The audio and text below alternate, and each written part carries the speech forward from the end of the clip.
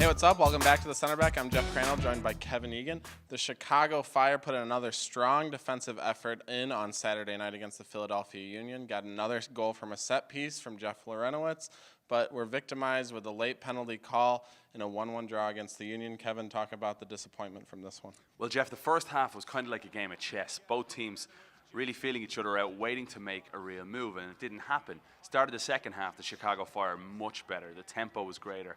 And Jeff Lorenowitz scored an absolute belter of a header from a Harry Shipp corner. And that's rehearsed at training. Jeff Lorenowitz said that afterwards. He said, Harry Shipp and I practiced that at training.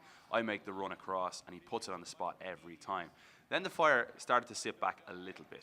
And of course, late on, the referee makes an absolutely horrendous decision, in my opinion. I mean, it was never a penalty. Gonzalo Scaris had turned his body. He had the arm tucked away. He couldn't do anything else. The referee points to the spot. Philadelphia score. Sebastian Letou does not miss the penalty kicks. But when you look back over the course of the game, I would always say that the Fire should have scored a second goal.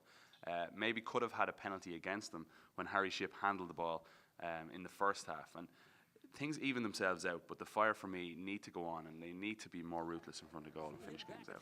Kevin, the Fire do move on quickly. A Wednesday night match at the San Jose Earthquakes in Buckshaw Stadium. Interestingly enough, Frank Yallop's first ever match coached against the Earthquakes, of course, when he was the coach of the LA Galaxy. The Earthquakes had moved to Houston.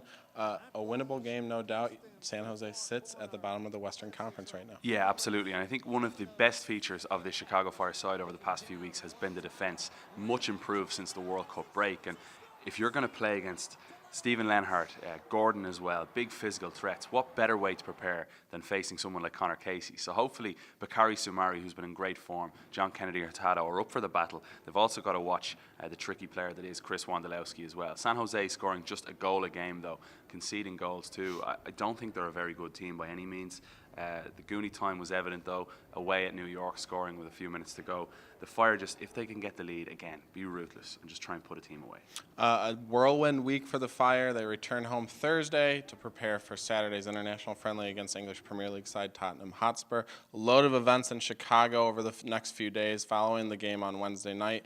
But Kevin, what should we expect out of this match? Maybe a debut for someone. Yeah, Razvan Kosic will most likely face Tottenham Hotspur for the Chicago Fire. It's a chance for Frank Yallop to really mix things up a little bit, try out a few new guys, and mix it up, because at the end of the day, there's no points in the table. It's a wonderful affair. It's a great time to have a team like Tottenham come to Toyota Park, especially just after the World Cup. But Major League Soccer is the most important thing, and with the game against Vancouver on the Wednesday, I'd expect Frank Yallop to really play a lot of guys. So, big week ahead for the Elephant Man Kevin Egan. I'm Jeff Crandall. We'll see you next week on the Centerback.